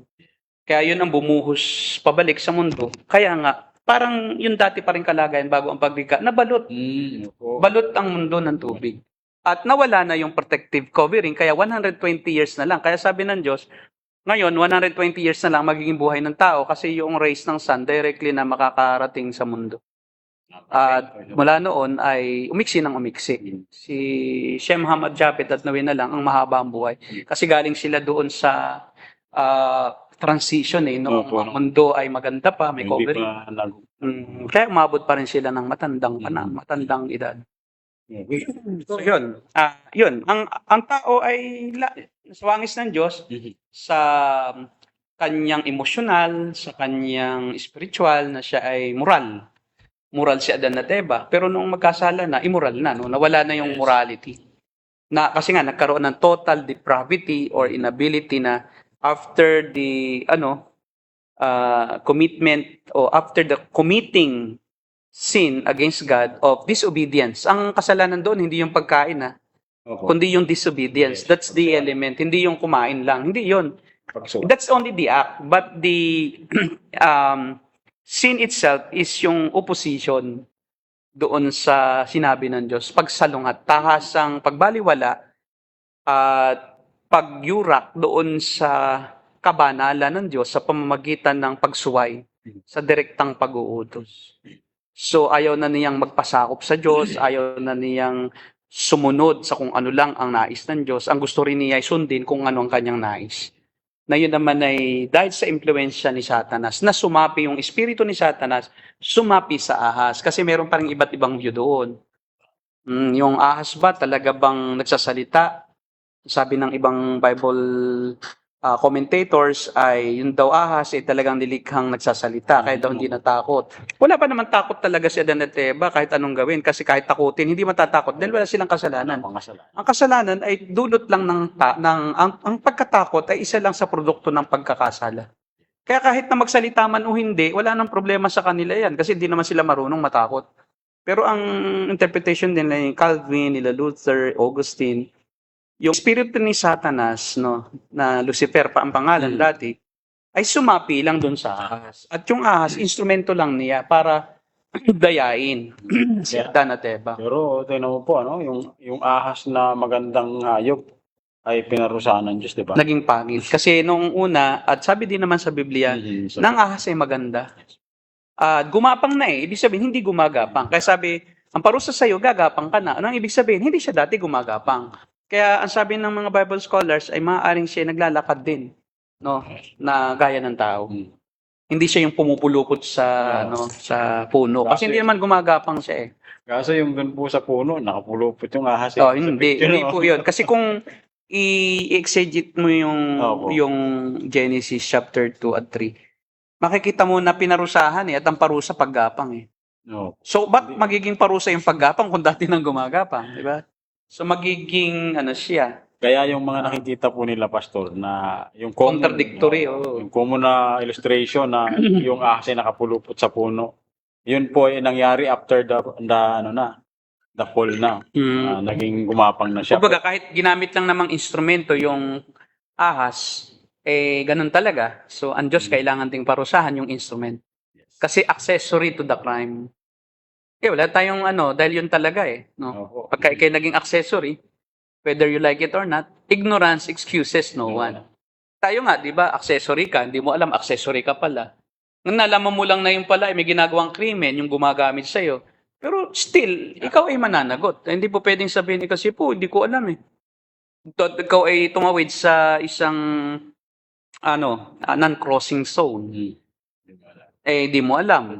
Kasi probinsyano ka, hinuli ka, akala mo bibigyan kang pera, yung pala ikukulong ka na. Sabi, bakit po? Tumawid ka, bawal dyan, hindi ko po alam. Hindi pwede yun. Hindi pwede yun. Kaya nga, ang tao ay responsible sa kanyang dapat aksyon. Ang ginawa nga nila Adan at Eva, ay yung innocence nila, ginagamit nilang ngayon. Hindi po ako yung ahas Turuan ng turuan. Sabi ni Adan, hindi po ako si Eva di ba? Kita mo, pag nagturo ka, 3 sa'yo, 2 lang sa kabila. Isa sa Diyos, isa sa itaas, isa doon sa nagkasala sa'yo, 3 sa'yo. Di ba? Kaya pag nagturo ka, ikaw kasi 5. Dapat gano'n. So, Pastor, medyo kailangan i-reserve po natin. Marami-rami pa po tayong Okay. talakayin dito, no? At yung oras natin, medyo Oo. kailangan pong ilaan natin dito sa mga tanong. May tanong na ba? Meron po mga tanong. Akala ko wala pa. Sige. Yun. So, isa-isa po tayo ng tanong. Kaya, yun. Yan. Sino Good yan? evening po, Pastor. Tanong ko lang yung PMCC, Port Watch ni Apostle Periol. Ba ay isang Kristiyanong grupo rin? Yung PMCC. Okay. Yung word kasi na Christian, ayon sa definition, naniniwala kay Kristo. So kaya, pagka yun ang definition, naniniwala kay Kristo, Christian din. Pero, may tinatawag tayong kulto sa loob ng Kristyanismo. Cult. Yan ay Christian cult. Yan. Kasi bakit Christian cult? Sino ba yan? Sino daw yan? Ikibuloy? Apostle pero yan. Bakit Christian cult? Unang-una, ay mali ang pangunawa nila sa Trinity.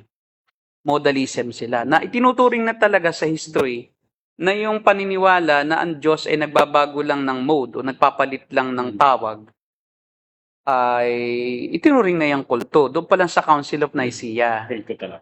Kasi ni-reiterate na at talagang inapprove na ng council ng Christian na unang-unang council na Trinity talaga ang tamang katuruan tungkol sa Diyos. At hindi yan nagbago hanggang ngayon.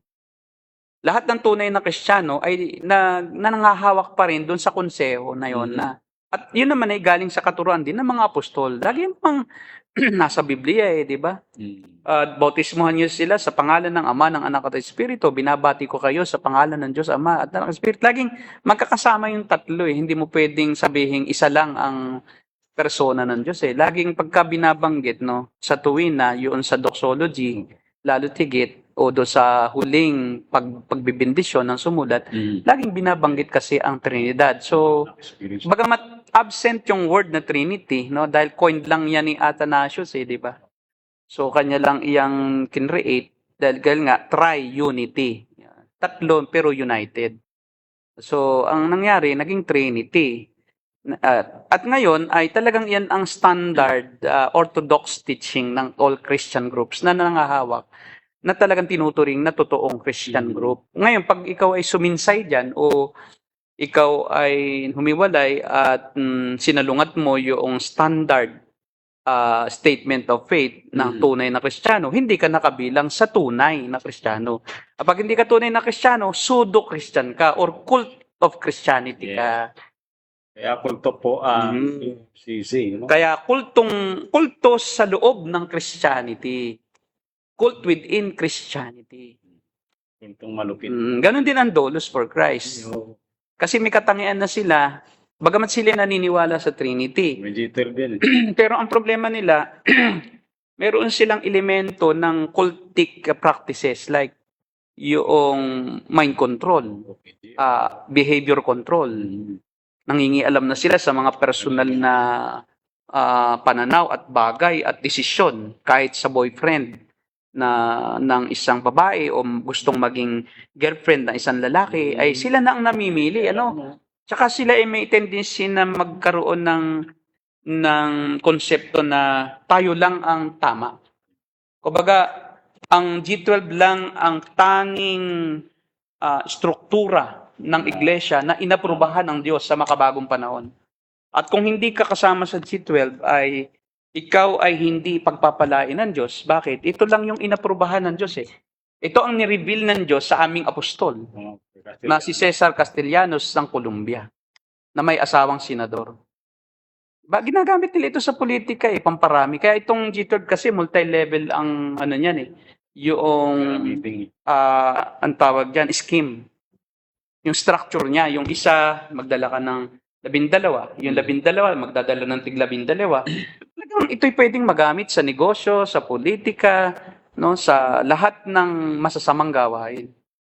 Kasi wala namang ganoon na tinuro ang Panginoong Jesucristo na kayong 12, manguha kayo ng 12 din. At yung 12 din ninyo, dapat magdisipulo rin ng 12. Never in the Holy Scripture, ni katiting na katuruan na ganyan, wala So kaya nga, mas kulto pa nga ang Doulos for Christ kaysa kay Port Watch Matindi ang pagkakulto niya. Kasi ang pagkakulto nitong Doulos for Christ, very subtle. Kasi yung Fourth Watch, alam na alam natin kulto. Itong nakikijoin eh. Tapos itong si Valiano, nagpa-ordain pa sa PCEC, sa Philippine, PCEC, Philippine Council of Evangelical Churches, para magmukhang siya totoo rin. At tinanggap naman. At tinanggap dahil nadaya. Dahil ang mga taga-PCEC ay inclusivist, ecumenical. Marami nga diyang oneness sa loob ng PCEC. Tinatanggap nila kahit apostol na nagpapanggap lang. No? At gumagawa sila ng mga obispo, bishop. Meron nga silang katuruan na ngayon ng School of Apostleship. Turuin mo. Pagka gusto mo maging apostol, pumasok ka lang. Paglabas mo, apostol ka na. Kung gusto maging obispo, palehans ka lang. O obispo ka na. O, kahit saan kang galing na denominasyon. Kaya ang nangyayari, yung PCEC mismo, nagiging taguan ng mga kulto. Kumbaga, nagiging dahig. Doon nagpupunta yung mga NPA, nagtatago. Pinukup-kup naman, di ba? May sila, na-asylum. Ina-asylum nila yung mga mali ang trabaho, mali ang doktrina, yan ang PCEC. Pag may pera ka lang at mag-join ka dyan, may tatanggapin ka, di ba? Magbibigay ka ng percent. Magbigay ka ng 1%. Kasi sa PCEC, ang member churches, may 1%, yung tithes of the tithes. 10%. 10% ng 10%. Oh. Kasi tithes of the tithes, 10% ng iyong tithes. Yes. Pagtapat ka doon sa ganoong ay talagang tuwang-tuwa sa iyo ang mga leader. Mas pa ako sa ABCOP kahit paano ang ABCOP, no, yan din naman ay association. At least kahit paano ay nagsusuri sila sa mga doktrina at talagang may theological commission. Ang PCEC, wala parang lang yan. Ang PCEC naman council lang Hindi naman yung denomination, hindi rin association, council lang, parang political arm. At yung iba ay sumasama dyan kasi meron niyang PhilRads, no, under ng PCEC. Kaya, Ang PhilRads na tag dito DSWD ay nakikipag-tie up sa PhilRads pag magdi-distribute ng mga goods lalo pagka bagyo, disasters, yung lindol, tsunami. I think si Andrew Luison ba? Siya yata. Hindi ko alam sa PhilRads. No. Pastor, may tanong pa rin siya. Sabi niya, El Shaddai, the feast, kayong si OP, pinanggalingan po niya. El Shaddai, the feast, pareho po yung kulto pa rin. Ang El Shaddai ay hindi po yan Christian na born again o evangelical. Ang El Shaddai po ay Catholic charismatic. Ibig sabihin, Catholic pa rin siya, naniniwala pa rin sa mga santo, naniniwala pa rin sa mga milagro, sa mga mystical na mga bagay, swerte, malas, yung mga superstitious beliefs, mga kultura ng Katoliko, nagsisimba pa rin sa Katoliko. Kaya yung pong El Shaddai ay pseudo-Catholic and cult of Christianity rin. Kulto pa rin po yan. Ang feast po, ganun din. Ang COP, ganun din. Ang COP ay charismatic, Pentecostal. Ang Cathedral of Praise po ay naniniwala sa name it, claim it, little God doctrine, pero hindi nila alam, karamihan, na yung pala, ang kanilang katuruan ay galing kay Phineas P. Quimby, na ipinasok ni Mary Baker Eddy sa Christianity. At ang nangyari ay dinala at hinaluan ng katuroang mystical ang Kristyanismo. Kulto po ang COP. Yes. Nakakalungkot pero meron siyang karakteristik. Kaya nga, bakit mo masasabing ganon? Ba't galit sila pagka halimbawa, nagturo ka sa mga miyembro, talagang separatist, sasabi sila, huwag kayong mag-ano dyan. Tapos sila naman, mahilig mang-agaw ng miyembro. Yung anak ko nga, nung bata pa, dinadalaw ng pastorat, gustong paadaluhin, doon, pastor ako, may church kami. Sabi ko, tika muna, anak ko po yan ba't gusto mong doon dadalo sa COP? Paano na kami dito sa church namin? Wala na kaming miyembro. Diba? Kaya anak ko noon, litong-lito kasi pag dadalo siya doon, nagtatanong siya, bakit papa sila ng tutumba? Ba't papa sila tumba? Papa, ba't sila ingay? Pinapaliwanag ko na lang, anak, ganun lang iyon kasi iba lang sila. Hayaan mo lang. Pero bata pa siya, nalalaman na niya yung pagkakaiba, no? O siya bala ka, bababababa. Gano, tapos biglang mayroong magtatawa, ha, ha, ha, ha, ha, ha. Tapos biglang mayroong magtatatakbo, may tatumbling. Siyempre kung bata yon, hindi siya normal eh, di ba? Parang sa kanya, abnormal siya. Kaya ay, ang anak ko, matalino, lalo pag relihiyon. Pag nakakita ng mga rebulto, Papa, bakit ang dal nila ang itim? Di ba nakita si Nazareno? Bakit daw yung manika ang itim? Manika lang sa kanya yun, ha? Pero later on sabi niya, bakit sila sumasamba dyan? Diyos-Diyosan yan. Di ba bad yan? Di ba parurusahan sila Papa ni God? Okay, tama, alam ng bata. Kasi di ba sabi ni God, huwag daw magkaroon ng ibang Diyos? Ba't yun yung Diyos nila yun?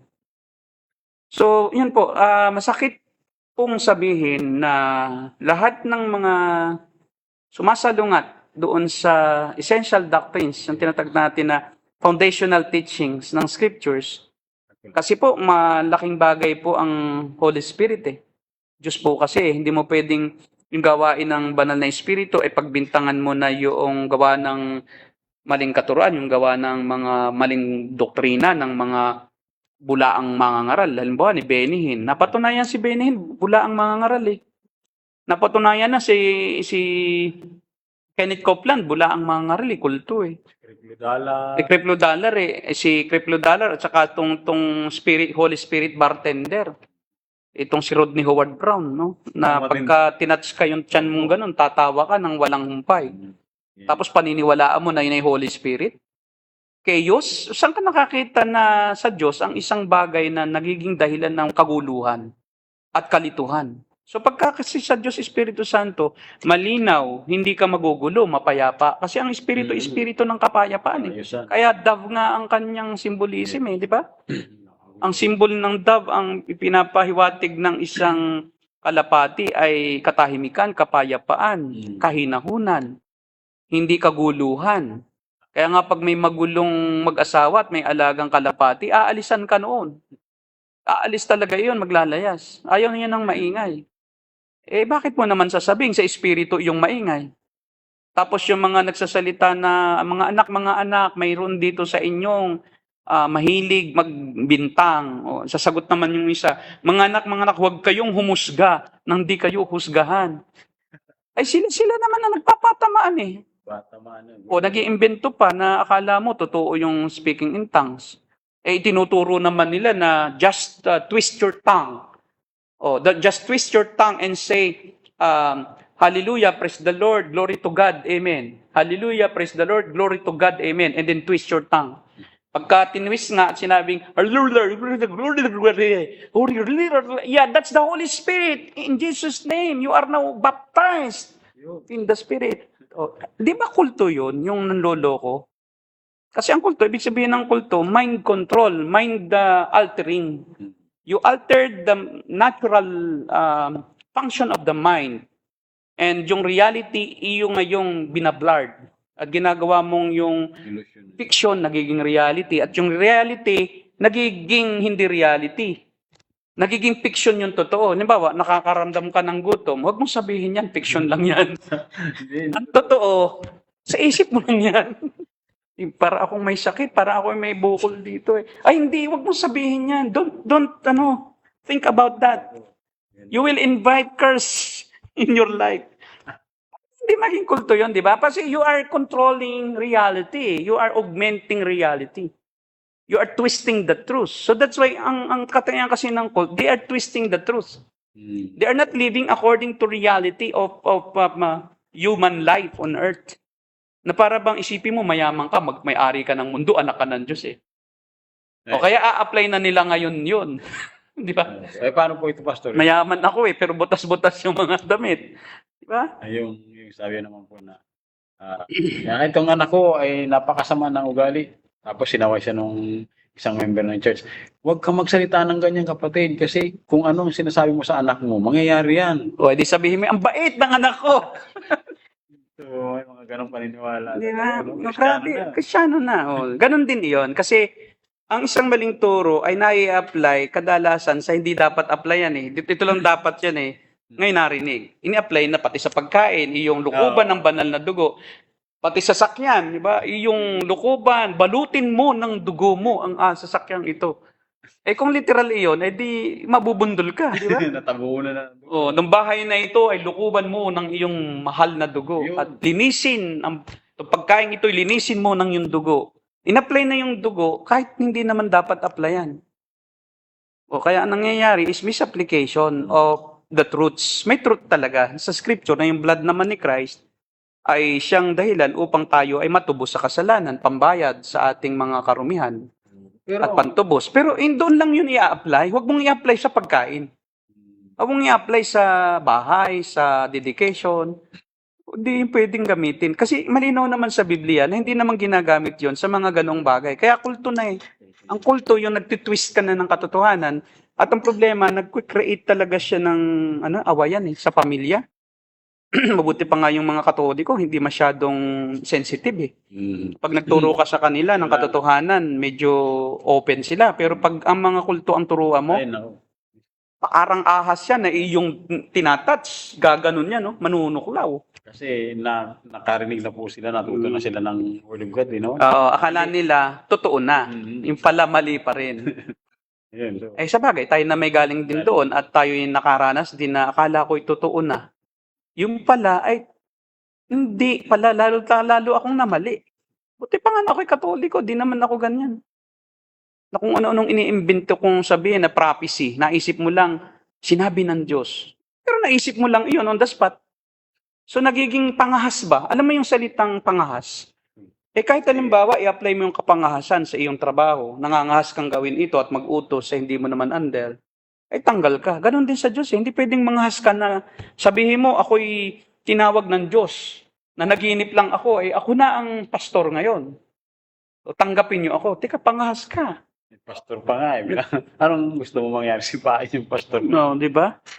So kaya ang problema is, akala natin ang kulto, ayun lang bang nakakatakot? Kasi pag sinabing kulto, akala ng mga Kristiyano ay yung parang kakaiba. Yung parang may mga talukbong na hindi nakikita ang buka, na laging may hawak na kandila, pag nagsasama-sama. Hindi yun ang kulto. Ang kulto, anumang doktrina na salungat sa major teaching ng Bible, kulto yun. Kahit na yan, Doctrinal cult ang tawag. kahit na yan ay anyong mabait. No? Kahit anyong mabait pa yan, kahit ano pang hindi yan, kahit tumutulong pa sa nangangailangan yan. May ano ba? Ang tawag dyan, theological cult. Theological cult. Even Catholic is a theological cult. Because they go against many major teachings of the scriptures. Like, yung papacy, ginawa na nilang katumbas ng Panginoong Jesucristo. Yung power niya, no?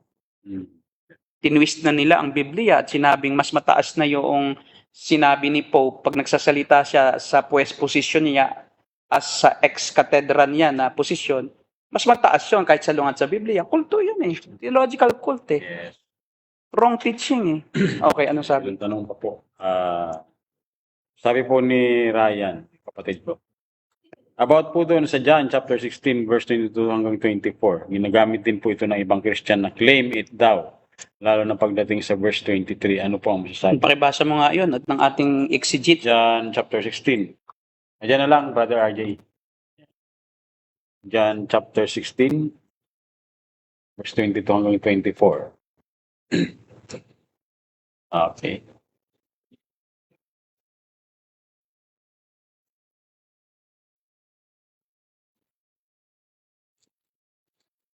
Yan na natin. Kaya natin. Okay. Okay na bro? Yan. Sabi po dito, gayon din naman kayo. Nalulungkot kayo ngayon, ngunit muli tayong magkikita. At mag-uumapaw sa inyong puso ang kagalakang hindi maagaw ni inuman. 23, sa araw na iyon, hindi na kayo kailangang magtanong sa akin. Pakatandaan ninyo, anumang hingin ninyo sa Ama sa aking pangalan, ay ibibigay niya sa inyo. Hanggang 24, hanggang ngayon, wala pa kayong hinihingi sa kanya sa aking pangalan, humingi kayo at kayo ay tatanggap upang malubos ang inyong kasalanan. Oo, simpleng-simple lang naman ang mali nila eh. Inaalis nila yung pangalan ni Jesus eh. Humingi kayo sa aking pangalan. Ano bang ibig sabihin ng paghingi sa pangalan ng isang tao? Pag humihingi ka sa pangalan ng isang tao, kung ano lang a-approvean niya. Hindi naman yung blanket authority na ako, pangalan ko, gamitin mo, gusto kong ibigay lahat sa'yo. Di ba? Pwede ko pa bang ipaubos sa'yo, kayamanan ko? Pwede ko po bang ipagalaw sa'yo yung hindi mo naman dapat galawin na kaya ari-arian ko? Hihingin mo sa akin? O ibibigay ko ba sa'yo ang isang bagay na makakasama sa'yo? Like, kung anak ba kita, pwede bang humingi ka sa akin, sa aking pangalan, na lahat ng gustuhin mo bilang isang bata, ay bibigay ko? Humingi ka ng isang galong ice cream, tapos uubusin mo sa isang kainan? O hingi ka sa akin ng napakaraming gadgets at alam kong makakasama yan sa'yo, bibigay ko pa rin sa'yo? Diba? Tapos humingi ka sa akin ng isang bagay na hindi naman bagay doon sa pupuntahan mo. Papuntang kang kabukiran, magdadali mo yung Rolls Royce ko. Di ba? Aanin mo yun doon. Di na, pahanga ka lang di ba? So, hindi po pwede na, pag sinabing in my name, it's not ang sinasabi, it's not a blank check. It means that everything that you will ask for is approved by that person. It has the approval of Jesus Christ. And Jesus Christ will not approve something that will not create holiness in you. Because the ultimate will of Christ for you is to be holy like Him. Yes. So if this thing will not make you holy, it will not be given to you. Because Jesus Christ will not just parang give something like a genie, whatever you wish for, without any goal. So everything that Christ will permit you to have must have connection or relationship with the goal to make you holy like Him, to make you humble like Him, to make you obedient to God the Father like Him. Not to parang boast that I have this, di ba? Wealth, I have this car, I have this house, because I ask it from God. And everything that I have asked for will be given to me by God. That's a wrong doctrine. Yung, kita man sabi ng mga prosperity gospel dyan, yun daw ay blank check. Tapos nakapirma na daw si Jesus. Wow. Hindi pwede. Ano yun? Pag hindi ko gusto yung ihilingin mo, pipirma ako sa'yo. Hindi pwede. Blank check daw. Kasi mayroong condition kasi ang pirma eh. Hindi pwedeng kahit anong gusto mo. Halimbawa, ang blank check din mo pwedeng gamitin. Kasi ang blank check ay may condition yan lagi. Ginibigyan mo ng condition ang Diyos eh. Di ba? Inaalisan mo ng condition pala, ikaw na ang masusunod, di ba? Ikaw na ang nangungundisyon na sige, pinirmahan mo, dapat gawin mo. At since, dahil nga hindi naman talaga yun ang kahulugan na lahat ng bagay ibibigay sa atin, kaya nga, hindi natin nakakamtan ng lahat ng bagay. Dahil kung totoo yan, alam mo, ang mundo napakagulo, lalo ang mga Kristiyano.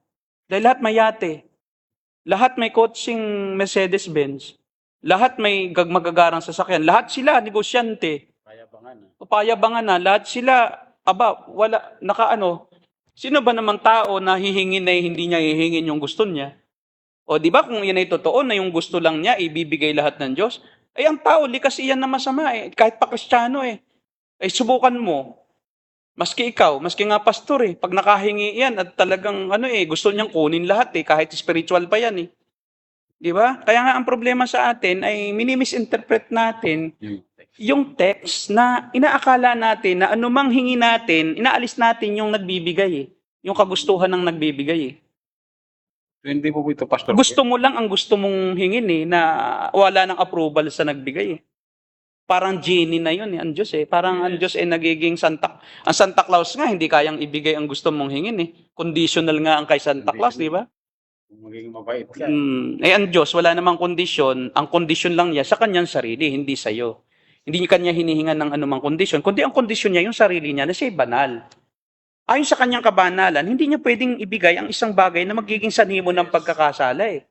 Kasi banal siya eh. Alam nga namang bigyan kanya ng alam niya, kasi hindi lang siya banal, siya all-knowing eh.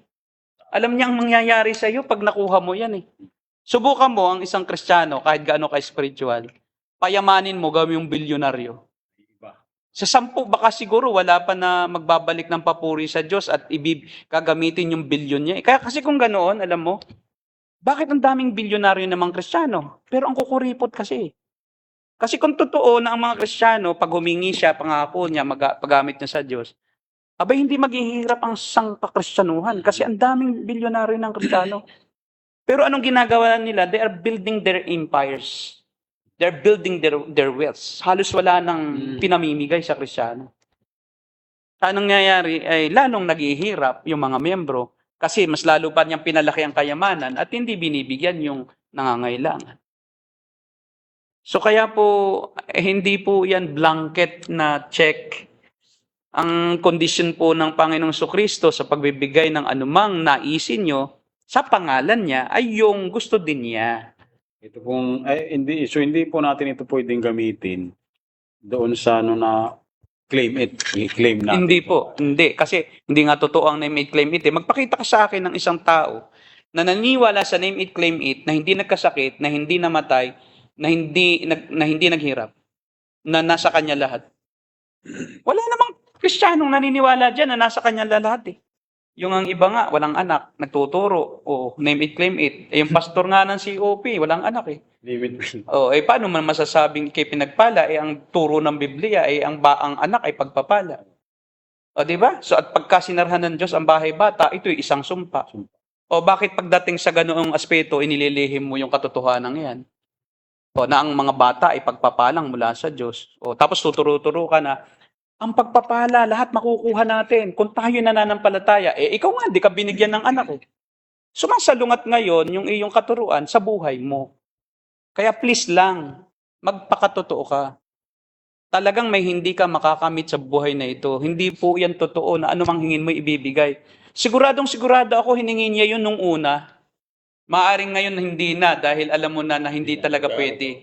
Pero when it comes to material things, Pastor, sa mundo ito. Pero spiritually, kapag ka ikay Christian, at ayon sa kalooban ng Diyos, yung ibigay. Kung kalooban niya, at kung makakatulong talaga sa pangbuong layunin ng Diyos, sa pagpapaunlad ng iyong karakter, upang ikay maging kawangis niya sa lahat ng area, bibigay naman niya yon. O kung talagang may nangangailangan tao na ikaw ang instrumento, bibigay din niya yon. Pero magaganap yung kanyang purpose na yon, na ibigay yon doon sa taong yon. Hindi ang blessing ibinigay sa atin para sa sarili natin. Kaya nga blessing it's continuous. Pag blessing, laging may ing, geran. Kahit yung adjective may geran. But it is used to bless others because it is a blessing. Pastor, next question, last question na siguro to. Kay Brian, bayaw ko. Pastor, sa Genesis chapter 4 verse 14, sino po kaya ang tinutukoy ni Cain na maaaring pumatay sa kanya? Hindi po, yun din yung kanyang kalahi. Dahil po si Adan at Eva, bago pa nangyari yan, ay nanganganak na po ng marami. Kasi po limited lang ang isip. Ang tao kasi akala pag hindi sinabi sa Biblia, wala. Ang Biblia po ay parang pelikula rin, o parang isang obra maestra na isang lathalain, na isang literatura na hindi po naman lahat ng tao, ng mga player o ng mga karakter ay isinusulat sa stills. No? Hindi po iyon. Ang isinusulat lang na pangalan sa Biblia ay pangalan lang ng mga bida. Yung may role lang diyan. Yung meron lang siyang play na ginagampanan o role na ginagampanan. Kaya po yung mga kapatid nila Cain at Abel ay hindi bida. Pero sila nanganak na rin ng nanganak na rin si Adan ng nanganak, bukod pa kila Cain at Abel. At yun yung papatay sa kanya. At yan po in a span of 930 years si Adan nabuhay. Sila Cain din nabuhay ng napakatagal. Si Abel, bago siya si Cain, pagkapatay niya kay Abel, ay nanganak na siya ng nanganak. At saka isipin natin. Ang napangasawa din niya, di ka mag-anak din niya. Sino ba namang magiging asawa nila? Ay nanganganak na rin si Adan ng iba. Kaya nga, ang problema lang kasi is dahil porke wala sa Biblia, akala natin wala na sila. Kaya milyon na ang tao, no? Sa tagal nung... Kahit computein mo, sa 500 taon pa lang, nanganak si Adan, yung anak niya nanganak na rin, ay hundreds of thousands na ang tao, no? Kaya po, yun po ang papatay sa kanya. Mga kamag-anakan din niya. Maaring 4th degree or 5th degree kasi na. Malayo na, no? Malayo na ang Opo. Hindi na niya kilala tayo. Hindi nakilala. Kay Homer. Sana matakel. Ano yan? Ah, okay. Parang, ayun, kay, Skia. naalala ko yung sabi ng isa sa mga leader. Sa ako, paunahan na lang ng mang-brainwash. Tama. Ganun naman talaga eh. Ito po, Pastor, kay Homer. Ang sabi ni Homer. Pastor, salamat po at may tanungan portion po tayo sa ganito. Pastor, ano po ang tingin niyo sa pre-Adamic creation and evolution? Ito yung, parang nabanggit mo na po ito kayo. Bago sila Adan, inilika, yung may mga nilalang tulad nila Lucifer at mga dinosaur na gumagala-gala sa mundo. Yung first day of creation ay mahaba daw ang mga panahon, bago sa second day creation, mananampalataya po ako. Sa sinasabi ng Biblia. Okay, halos naman majority ng mga commentators ay naniniwala na ang mga spirit beings, hindi lang naman si Lucifer eh. Oo. Kundi ang mga anghel ay nilikha na bago likhain ng tao. Yes. So, wala pa ang Genesis chapter 1, ay mayroon ng mga anghel kasama na ang Diyos. No? Sila ay nilikhang lingkod ng Diyos. So, may lingkod kasi ang Diyos eh. Kaya ang unang nililikhain yung lingkod niya. Yung kanyang uutusan. At makikita naman natin sa Biblia, no, na literal na inuutusan niya ang mga anghel, no? Inutusan nga niya si Gabriel, no, na iyong balitaan si Maria ng magaganap sa kanya, na siya magbubundalang tao at ang kanyang pagdadalang tao, pagbubuntis ay anak ng kataas-taas ang Diyos. Kahit siya birhen, no, huwag siyang matakot dahil ang kanyang dinadala ay anak ng kataas-taas ang Diyos. So, inutusan niya yung mga anghel na magpuri, no, magpakita sa mga tao. No, si Anghel Miguel. No, at talagang makikita natin sa Biblia na mga anghel ay may specific roles. Kaya we do believe, and most Bible scholars believe, even John MacArthur, that angels have been created by God prior to the creation of human beings. Meron na. So, hindi po yan isang malaking usapin o argumento sa mga scholars. Yung evolution naman, hindi naman nag-evolve, no? Ang nag-evolve daw nga kasi tao. So, wala yan. Walang evolution. Walang taong nag-evolve. Si Adan agad. Okay, mga dinosaur, naniniwala tayo na kasama sila sa day 5. Day 6, no? Day 6 rather. Kasabayan ng tao, no? Day 6, no? Nilikha kasi sabi doon, nilikha ng Diyos ang mga hayop sa lupa. Ayon sa kanyang-kanyang uri, ayon sa kanya-kanyang laki, no? At gayon din, nilikha niya ang mga hayop sa dagat, kasi ang hayop sa dagat nilikha na niya prior, no? Una muna hayop sa dagat, tapos hayop sa lupa, tapos hayop sa himpapawid. Ngayon, ang dinosaur kasi, may dinosaur na nakatira sa lupa, yung Leviathan, no? Doon sa Job. Naniniwala ako na may dinosaur talaga kasi at ang dinosaur ay kasabayan ng tao. Hindi ako naniniwala na may sariling age yung dinosaur na nabuhay na million of years pa bago lumabas ang tao. Naniniwala tayo na sabay-sabay na nilikha lahat. Walang nilikha na hiwalay doon sa 5 days of creation. Hanggang 6 day of creation. Prehistoric na mga prehistoric, walang prehistoric kasi historic agad. Pagkadating ni Adan, yun ang umpisa ng history. At kasabayan lang niya ang mga hayop nalikhain sa day 6 eh. So kaya nga makikita natin na walang prehistoric animal. Yes. Meron ng hayop nang likhain din si Adan. Sabay sa araw na yon. And we believe in literal 24-hour period. Kasi ang sabi sa Biblia ay sumapit ang dilim at nag-umaga. Tinawag niya na gabi. Tinawag niya na dilim ang gabi at tinawag niya na umaga ang araw. So, sumapit ang gabi, yun ang ikatlong araw. Literal po yun. Yun ang ika-4 na araw, ika-5 araw, literal. Kasabay yung pagsikat at paglubog ng araw. So, literal. Kasi kung yun ay million years, hindi sira yung sira yung pag-ikot, yung order ng creation, no? Umiikot ang mundo at ang lahat ng mga satellite ng araw sa kanyang axis sa loob ng isang araw, na umiikot sa sarili, at sa loob ng 365 in 1/4 days, umiikot ang mundo sa araw. At 28, 30 at 31 days, umiikot naman ang buwan sa mundo. So kaya ang ay, naniniwala po ako, ay hindi mahaba ang panahon. Hindi mahaba ang panahon. Yung Genesis chapter 1 ay summary ng buong paglikha. Yun po yun. Summarize lang po yun. Kaya po kayong maniwala doon sa old earth theory. Yung kasi may old earth theory, Mga naniniwala po. at saka yung young earth theory. Ang mga naniniwala sa Christian evolution ay naniniwala sa old age theory.